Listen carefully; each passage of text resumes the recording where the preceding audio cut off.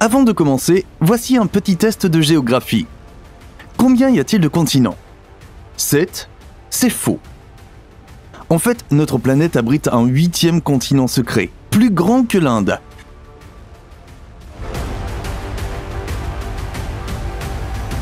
Cependant, comme cet immense continent a été englouti par la mer depuis longtemps, il n'apparaît pas sur nos cartes du monde moderne.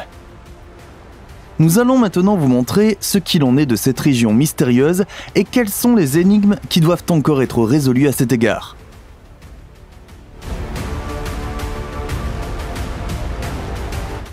Avant d'entrer dans le vif du sujet, n'oubliez pas d'appuyer sur le bouton j'aime et d'activer la cloche de notification pour être tenu au courant de nos prochaines vidéos. De plus, restez jusqu'à la fin pour découvrir l'un des mystères historiques les plus étonnants dont nous garantissons que vous n'avez jamais entendu parler auparavant.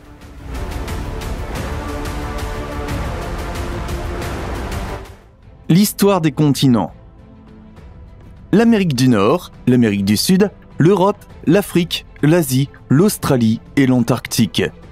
Quiconque a été un tant soit peu attentif en classe sait que ce sont les 7 continents officiels de notre planète. Si vous regardez de plus près la carte du monde, vous verrez que les formes des différentes masses terrestres s'emboîtent presque parfaitement. Comme les pièces surdimensionnées d'un puzzle. Comme la plupart d'entre vous le savent probablement déjà, il ne s'agit en aucun cas d'une coïncidence. Si nous assemblons les pièces correctement, nous obtenons le supercontinent Pangée. Celui-ci existait il y a environ 250 millions d'années et réunissait toutes les masses terrestres de notre globe qui étaient entourées d'un seul océan. Environ 50 millions d'années plus tard, un processus a commencé à diviser la Pangée en deux. Le Gondwana au sud et la Eurasie au nord. Alors que les deux grands continents se sont brisés en plus petits morceaux au cours de milliers d'années, les continents d'aujourd'hui se sont progressivement formés. Dans le même temps, les continents se sont éloignés de plus en plus les uns des autres, séparés par des mers nouvellement formées comme l'Atlantique. La raison de ces migrations terrestres élémentaires se trouve à l'intérieur de la Terre, plus précisément dans les courants chauds et bouillants de l'enveloppe terrestre. Ceux-ci font en sorte que le moteur qui maintient en haleine les continents et les océans ne faiblisse jamais. Au fur et à mesure que les plaques se déplacent sur le globe à un rythme lent, certaines d'entre elles se ramollissent ou se brisent. Et ailleurs, des collisions se produisent. Comme on le sait, c'est sur les différents continents que l'on trouve les structures naturelles les plus diverses. Des montagnes imposantes et des forêts denses au désert sans fin, en passant par les canyons et les plaines. Les différentes masses terrestres nous montrent de manière impressionnante la beauté de notre planète. Et le mystérieux monde sous-marin de Zealandia ne fait pas exception. À la grande différence que très peu de ces élévations dépassent de l'eau. Et pourtant, elles sont toujours visibles. En fait, il s'agit des 2 îles principales de la Nouvelle-Zélande ainsi que de la Nouvelle-Calédonie, plus au nord, qui bat le pavillon français. L'une des raisons pour lesquelles l'île engloutie est littéralement ressuscitée est que Zealandia est riche en matières premières. On y trouve par exemple des gisements de minerais de fer, de pétrole et de gaz.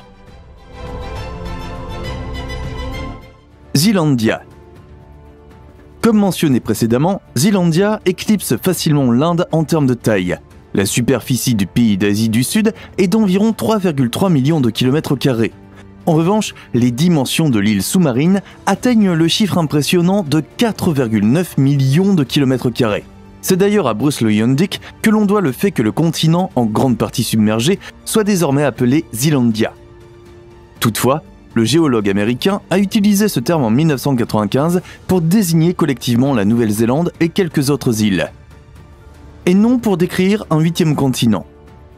Or, c'est précisément ce qui fait l'objet d'un débat animé depuis quelque temps. Certains chercheurs demandent avec véhémence que Zealandia soit inclus dans les rangs des continents officiels. Nous vous expliquerons plus tard pourquoi ce projet se heurte à de nombreux obstacles. Tout d'abord, jetons un coup d'œil aux caractéristiques géographiques et géologiques de cette fascinante étendue de terre. En fait, environ 94% de Zealandia se trouve sous la surface de l'eau, plus précisément dans le sud-ouest du Pacifique. Grâce aux recherches scientifiques menées ces dernières années, nous savons que la chaîne de montagnes Lord Howe est l'une des plus grandes élévations de Zealandia située sous le niveau de la mer. Cette chaîne de montagnes sous-marines mesure plus de 1600 km de long et 500 km de large à certains endroits. Située entre 1 et 3 km sous le niveau de la mer, certaines parties du Lord Howe Rise atteignent une hauteur de plus de 2800 mètres.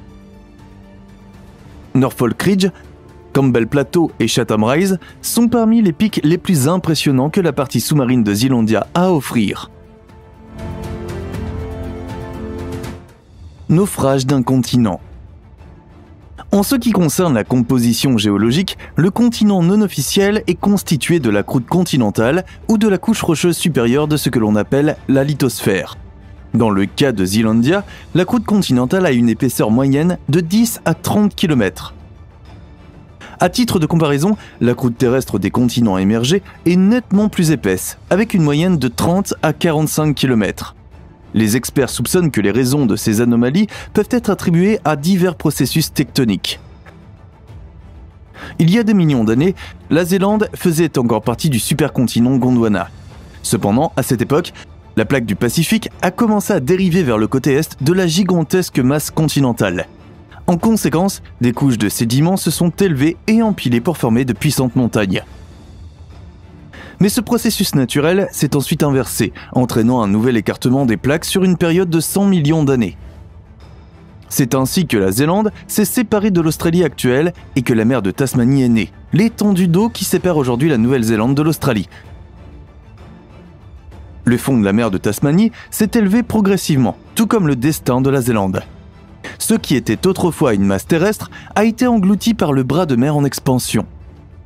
Cependant, le continent englouti a célébré au moins un petit retour en arrière quelques millions d'années plus tard. La plaque du Pacifique est entrée en collision avec la plaque australienne, de sorte que la Nouvelle-Zélande et ses montagnes sont remontées à la surface. Les traces du passé. Il est évident que la Nouvelle-Zélande abrite aujourd'hui principalement des créatures marines. Mais à quoi ressemblaient les choses lorsque la masse terrestre n'était pas encore effacée de la carte du monde ? À cet égard, des recherches montrent que Zealandia était autrefois un lieu de volcanisme intense. C'est particulièrement frappant. Le magma examiné jusqu'à présent a la même composition basique que les échantillons de l'Antarctique et de l'Australie. Cependant, les experts ne savent toujours pas ce qui se cache derrière le volcanisme de Zealandia.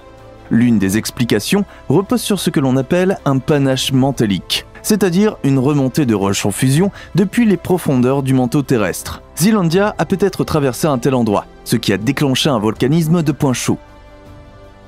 Mais ce ne sont pas les seules traces du passé qui tiennent en haleine les experts jusqu'à aujourd'hui. Si vous voulez savoir comment s'est formé le visage naturel de Zealandia, vous devriez jeter un coup d'œil à Curio Bay. Dans cette baie tranquille de l'île du sud de la Nouvelle-Zélande, on trouve par exemple des troncs d'arbres fossilisés et des rhizomes préservés. L'analyse de la forêt pétrifiée a montré que les arbres provenaient du Jurassique et étaient apparentés au Kaoris moderne.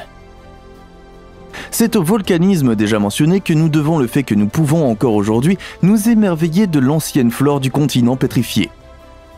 Les plantes étaient autrefois enfouies sous des flots de boue et de débris volcaniques et ainsi naturellement préservées pour la postérité. Plus tard, l'érosion ainsi que le ressac ont permis à la forêt vierge pétrifiée de revenir à la lumière du jour. Et les animaux ? En fait, les chercheurs ont eu la chance de tomber sur la mâchoire d'un mammifère non spécifié près de la région d'Otago en Nouvelle-Zélande. Il est donc raisonnable de supposer que pendant la période glaciaire, de plus grandes parties de la Nouvelle-Zélande sont sorties de l'eau qu'aujourd'hui. Zealandia est-il un continent ? Au vu du passé littéralement turbulent de Zealandia, une question centrale se pose. Est-il judicieux de reconnaître la zone largement submergée comme un 8e continent ? C'est précisément sur cette question que les esprits scientifiques ne semblent pas s'accorder. Dans le détail, il existe différents critères qu'une région de la Terre doit remplir pour être considérée comme un continent. Il s'agit avant tout du fait que la croûte continentale doit se démarquer suffisamment de la croûte océanique. En même temps, la croûte continentale doit être plus épaisse que la croûte océanique. Mais l'état naturel de la région en question est également un aspect important. Ainsi, un continent doit présenter une diversité géologique et abriter 3 types basiques de roches. Enfin, la définition d'un continent est toujours une question de taille. La masse terrestre correspondante doit donc avoir une très grande superficie pour ne pas être classée comme un microcontinent. La façon de quantifier exactement cette grandeur n'est toutefois pas déterminée, même dans les rangs des scientifiques. Ceux qui sont en faveur de l'inclusion de Zealandia dans la liste officielle des continents avancent des arguments différents. Puisque la masse continentale a une superficie considérable de près de 5 millions de km², elle devrait surmonter facilement l'obstacle de la taille spécifiée. Parce que Zealandia est suffisamment éloignée de l'Australie, elle ne devrait pas être considérée comme un fragment, mais comme une région indépendante. La zone la plus étroite qui sépare la Zealandia de l'Australie est une fosse maritime de 25 km de large et de plus de 3500 mètres de profondeur. Bien que plus de 90% de Zealandia soit recouvert d'eau, il se trouve toujours à 1,1 km en moyenne du fond de la croûte océanique. De plus, les études précédentes de la région suggèrent que le continent sous-marin répond également aux exigences géologiques minimales. On y trouve une variété prononcée de types de roches composées de granit, d'ardoise et de roches contenant du silicium. Bien que la croûte de Zealandia soit de 10 à 30 km plus épaisse que celle des continents officiels, comparée aux autres croûtes océaniques, dont l'épaisseur moyenne ne dépasse pas 7 km, elle semble beaucoup plus massive. Tous ces arguments seraient finalement incontestables si la discussion sur les continents n'était pas éclipsée par un fait central. Zealandia est en grande partie sous-marine. Cependant, puisqu'il est incontesté que la région était autrefois sèche et qu'elle s'est ensuite séparée de l'Australie avant de s'enfoncer dans la mer, nous avons affaire ici à une question de définition. Une masse terrestre perd-elle son statut de continent si elle disparaît littéralement de la surface ? Ou doit-elle continuer à être considérée comme un continent même après avoir cédé sa place à la montée des océans ? Même si nous n'avons pas de réponse à cette question aujourd'hui, une chose est sûre, les esprits scientifiques continueront à en débattre pendant de nombreuses années. Sincèrement, je pense que nous sommes tous d'accord pour dire que Zealandia ne sera pas ajouté à la carte de sitôt. Bien que le continent puisse techniquement exister, le fait qu'il soit caché sous l'eau semble garantir son sort en termes d'apparition sur les cartes modernes. Étant donné que la masse continentale ne peut pas être entièrement explorée et qu'elle est certainement inhabitable, il n'y aurait aucune raison réelle de l'ajouter à nos cartes, si ce n'est pour le simple plaisir de le faire. Mais qui sait, avec le temps, il y a de fortes chances pour que le continent se montre à nouveau et sorte de sa tombe aquatique. Malheureusement, il reste à voir si oui ou non Zealandia sera un jour considéré comme un continent. À toute fin utile, il semble assez improbable que cette île enfouie refasse un jour surface. Mais de grandes choses ont certainement été accomplies. Puisque l'île a été enterrée sous une tombe aqueuse pendant des milliers d'années, il y a certainement des raisons de croire qu'elle pourrait être ressuscitée par des experts scientifiques à un moment donné afin qu'ils puissent mener une analyse plus approfondie de l'île et essayer de mieux comprendre les plantes et les animaux qui y vivaient autrefois. Si c'est le cas et que l'île est déterrée, il faudrait d'abord retirer tout l'eau du sommet du continent. Ce qui ramènerait à la surface cette île oubliée après d'innombrables années. Malheureusement, il semble de plus en plus improbable que cela se fasse un jour. Après tout, les coûts associés à une telle entreprise seraient sûrement prohibitifs. Quoi qu'il en soit, la plupart des géologues sont simplement heureux de voir que la masse continentale n'a pas été complètement oubliée au fil des ans. Et la plupart des historiens espèrent toujours que les équipes de plongée seront en mesure de mener d'autres recherches à l'avenir afin que nous puissions mieux comprendre l'histoire de notre monde et les nombreux détails qui l'ont conduit à être enterré sous l'eau en premier lieu. Comme nous le savons tous, notre carte du monde est restée inchangée pendant des centaines d'années.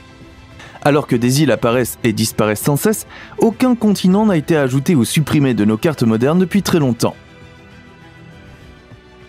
C'est pourquoi il est peut-être difficile pour les chercheurs, les historiens et les géographes d'accepter d'ajouter un nouveau continent à notre carte.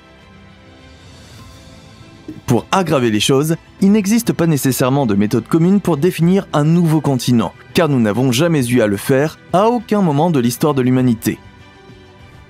Nous disposons d'un guide général de ce qui constitue un continent, mais comme nous n'avons jamais été confrontés à cette question auparavant, nous ne savons pas vraiment comment procéder.